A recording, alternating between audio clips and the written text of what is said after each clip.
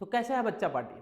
Hope so कि आपका जो जोश है, जो जुनून है और जो क्लास 9th में आने के बाद आपका जो कॉन्फिडेंस है वो धीरे धीरे बूस्ट होना शुरू हो गया होगा और जोश जुनून तो एकदम हाई होगा, क्योंकि क्लास 9th में आने के बाद थोड़ी सी मैच्योरिटी आप में आ जाती है, थोड़ा सा जोश जुनून आ जाता है और वो जो बचपना था थोड़ा सा खत्म होके थोड़ा सा सिंसियरिटी की तरफ आप मूव करना शुरू करते हैं, मतलब चीज़ों को थोड़ा सा समझने लगते हैं।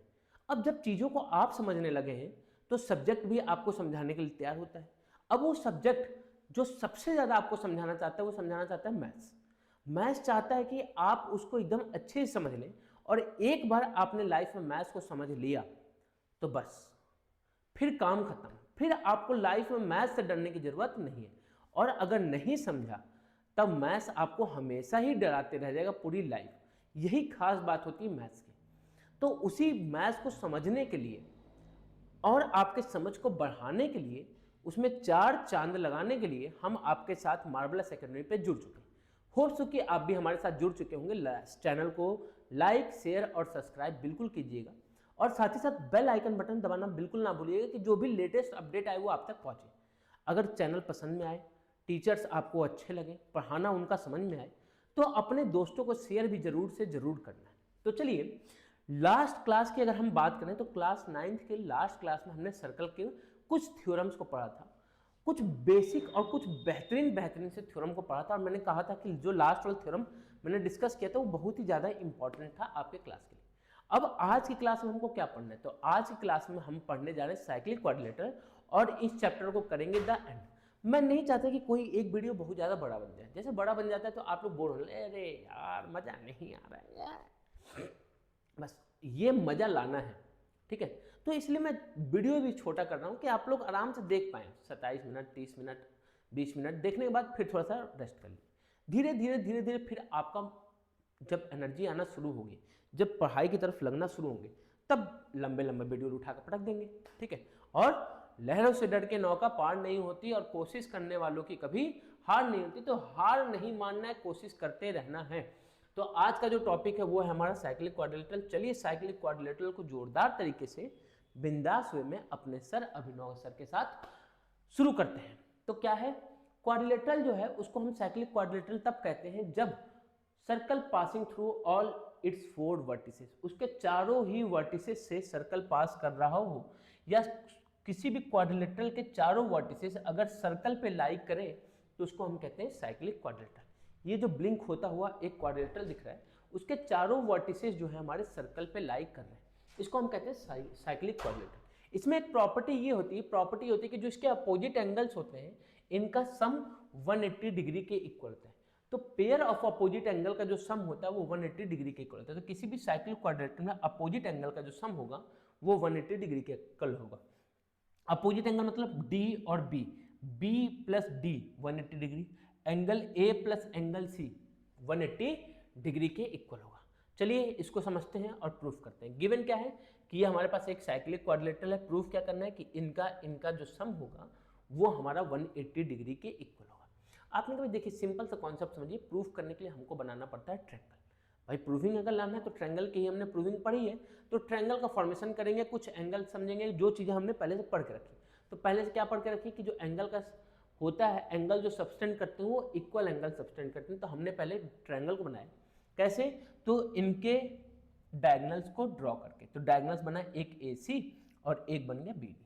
आपने कहा कि भैया जो एंगल ACB है, ACB ये एंगल और एंगल ADB ये दोनों एंगल आपस में इक्वल होंगे। क्यों? क्योंकि ये AB से ही बनना है ये एंगल और इसी AB से बनना है ये एंगल।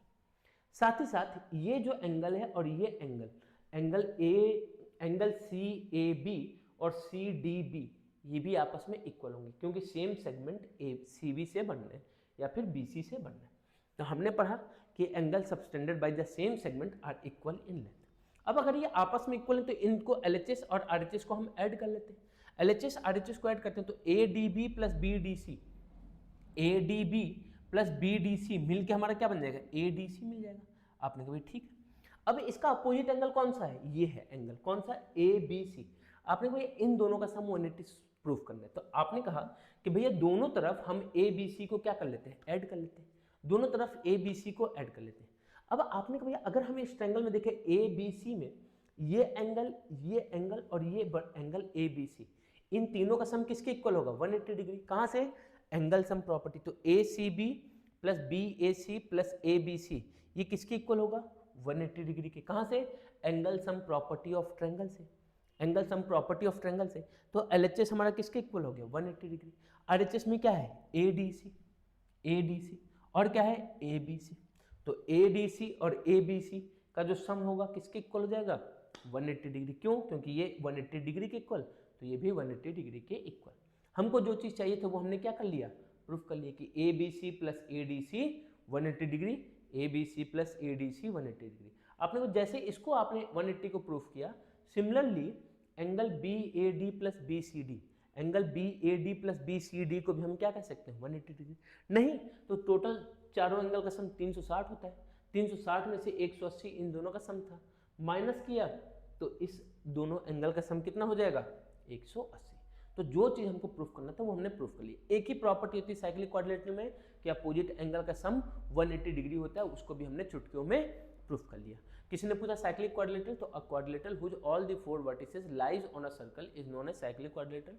प्रॉपर्टीज कि अपोजिट एंगल का जो सम होता है वो 180 डिग्री के इक्वल होता है। ये हमारा रहा प्यारा सा प्रूफ। क्या रहा? प्यारा सा प्रूफ। अब अगर हम बात करें, क्या बात करें, तो इससे ये पता चल गया, इससे ये पता चला कि जो साइक्लिक क्वाड्रिलेटरल का जो अपोजिट एंगल्स होते हैं वो क्या होते हैं? सप्लीमेंट्री एंगल्स होते हैं। सप्लीमेंट्री मतलब किन्हीं दो एंगल का सम अगर 180 के इक्वल है तो उनको हम क्या कहते हैं? Supplementary angles. तो हम इसको सिंपल लैंग्वेज में कह सकते हैं कि opposite angles of a quadrilateral is supplementary, then quadrilateral is cyclic. मतलब इसका कन्वर्स भी कह सकते हैं कि अगर किसी भी क्वाड्रिलेटरल में उनके अपोजिट एंगल का सम 180 डिग्री हो गया, 180 डिग्री हो गया, तो उसको हम साइक्लिक क्वाड्रिलेटरल भी कह सकते हैं, साइक्लिक क्वाड्रिलेटरल भी कह सकते हैं। तो इसको कहा जाता है इसका कन्वर्स। क्या कहते हैं? कन्वर्स कहते हैं, इसको कहते हैं इसका कन्वर्स। ठीक है। अब हम अगर बात करें तो अब हमारा इस चैप्टर में हमने कुछ चीजें पढ़ी। अब कुछ चीजें पढ़ी तो कुछ क्वेश्चंस आते हैं, जैसे कि मान लेते हैं जो सर्कल है वो क्या होता है? ओनली वन साइडेड शेप होता है विथ इन एरिया। क्या होता है? One sided shape with in area. मतलब क्या कि अगर आप सर्कल आपने बनाया तो उसके अंदर के ही एरिया की बात कर सकते हैं और कहीं की एरिया की बात नहीं कर सकते। इसको कहा जाता है वन साइडेड। मतलब कि जैसे आप किसी को पसंद कर रहे हैं लेकिन वो आपको पसंद नहीं करता, तो क्या है? वन साइडेड है। उसी तरीके से ये सर्कल है, तो सर्कल बना तो उसके अंदर का जो एरिया या जो रीजन कवर करता है उसको हम कहते हैं वन साइडेड। लेकिन स्ट्रेट लाइन जो है is a circle with an infinite area. Straight line भी क्या होता है? एक सर्कल ही होता है। क्या होता है? स्ट्रेट लाइन भी एक क्या होता है? सर्कल होता है, लेकिन इसका एरिया क्या होता है? इनफिनाइट। भैया इनफिनाइट कैसे? ये स्ट्रेट लाइन है, ना इसका कोई फिक्स्ड पॉइंट है, ना इनिशियल पॉइंट फिक्स्ड है, ना एंड पॉइंट कोई फिक्स्ड है। जहां तक मन वहां तक बढ़ाओ, ऊपर जाओ नीचे जाओ, जितना एरिया कवर कर सकते हो उन सारे एरिया को क्या कर लो? कवर कर लो। सर्कल के पास कोई भी एंगल नहीं होता है, कोई भी एंगल नहीं होता है। सर्कल से कितनी भी लाइन ऑफ सिमेट्री क्या हो सकती है? पास हो सकती है। मतलब उसको कितने भी पार्ट में आपको जो मन है काट डालिए, कोई दिक्कत की बात नहीं है। सर्कल के सर्कल जो होते हैं इनफिनाइट पॉइंट का कलेक्शन होता है। कितने पॉइंट्स का? इनफिनाइट पॉइंट्स का कलेक्शन होता है। तो उन इनफिनाइट पॉइंट से हम इनफिनाइट लाइंस को भी क्या कर सकते हैं? ड्रॉ कर सकते हैं। उन इनफिनाइट पॉइंट से हम इनफिनाइट लाइंस को भी ड्रॉ कर सकते हैं। तो ये टोटल जो था आपका चैप्टर सर्कल के बारे में था, चैप्टर सर्कल के बारे में था। अब हम देखते हैं कि इस चैप्टर में हमने क्या क्या पढ़ा। अब बात आती है हमारे समरी दादा की। तो समरी में हमने क्या क्या कहा इस चैप्टर में, एक बार फिर से रिवाइज कर लेते हैं जल्दी से 2 मिनट के अंदर, जिससे कि आपका जो पूरा कॉन्सेप्ट था वो क्लियर है। पहले हमने पढ़ा कि सर्कल जो होता है कलेक्शन होता है कितने का? पॉइंट्स का, जो कि इक्वल दूरी पे होते हैं। कहाँ से? एक फिक्स्ड पॉइंट से। किसी भी प्लेन में, एक प्लेन की हम बात करें तो इस प्लेन पे जितने भी एक फिक्स्ड पॉइंट से इक्वल दूरी वाले पॉइंट्स के कलेक्शन को हम क्या कहेंगे? सर्कल कहेंगे। जो इक्वल कॉर्ड्स होते हैं सर्कल के वो इक्वल एंगल सबटेंड करते हैं सेंटर पे। अगर दो कॉर्ड्स इक्वल एंगल सबटेंड करें तो दोनों कॉर्ड्स आपस में क्या होंगे? इक्वल होंगे। If the angle subtended by two chords of a circle at the centre are equal, the chords are equal. मतलब इसी थ्योरम का ये क्या हो गया? कन्वर्स हो गया। इसी थ्योरम का क्या हो गया? कन्वर्स हो गया। ये भी हमने पढ़ा था और इसका प्रूविंग भी हमने किया था। नेक्स्ट पॉइंट क्या पढ़ा था कि अगर हम परपेंडिकुलर ड्रॉ करते हैं सेंटर से, सेंटर से परपेंडिकुलर ड्रॉ करते हैं किसी भी कॉर्ड पे, तो कॉर्ड को 2 इक्वल पार्ट में डिवाइड करेगा, मतलब बाइसेक्ट करेगा। और अगर वो बाइसेक्ट कर रहा है, एक लाइन अगर हमने सेंटर से ड्रॉ किया जो कि बाइसेक्ट कर रहा है कॉर्ड को, तो वो क्या हो जाएगा, परपेंडिकुलर। मतलब इस थ्योरम का क्या हो गया, कन्वर्स। इस थ्योरम का क्या हो गया, कन्वर्स हो गया। फिर क्या पढ़ा था कि 2 इक्वल कॉर्ड्स जो है वो हमेशा इक्वल दूरी पे होंगे, कहाँ से, सेंटर से। अगर 2 कॉर्ड्स इक्वल हैं तो उनकी डिस्टेंस सेंटर से क्या होगी, इक्वल होगी।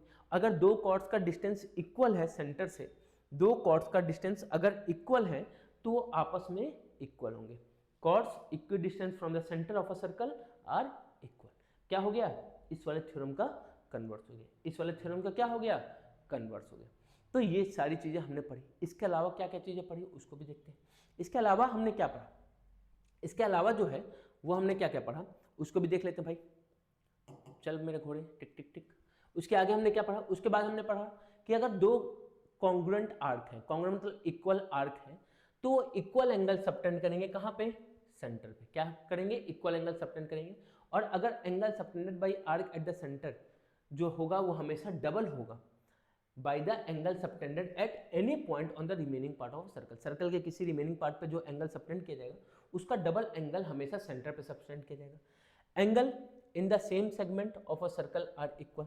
अगर सेम सेगमेंट है और वो सर्कल के किसी 2 पॉइंट पे एंगल सबटेंड करी तो दोनों आपस में क्या होंगे, इक्वल होंगे। और जो सेमी सर्कल होता है वो हमेशा राइट एंगल बनाएगा, कहाँ पे, सर्कल पे। Sum of either pair of opposite angle of a cyclic quadrilateral is 180 degree. Cyclic quadrilateral के किसी भी अपोजिट पेयर एंगल का जो सम होगा वो 180 डिग्री के इक्वल होगा। और किसी भी क्वाड्रिलेटरल में अगर अपोजिट एंगल का सम 180 डिग्री के इक्वल है तो क्वाड्रिलेटरल क्या हो जाएगा, साइक्लिक क्वाड्रिलेटरल। क्या हो जाएगा, साइक्लिक क्वाड्रिलेटरल। इतना हमने इस चैप्टर में पढ़ा और इस चैप्टर को हमने किया क्या, द एंड। तो इसके साथ इस चैप्टर का होता है समापन। अब इस चैप्टर के बाद हम लोग करेंगे नेक्स्ट चैप्टर को, देखेंगे नेक्स्ट चैप्टर क्या होता है, ऑन योर डिमांड, या फिर जो चैप्टर हार्ड होगा उसको हम सबसे पहले आपके पास लेके आएंगे। बने रहिए हमारे चैनल मार्वलस एकेडमी पे और लाइक शेयर सब्सक्राइब करना बिल्कुल भी ना भूलें।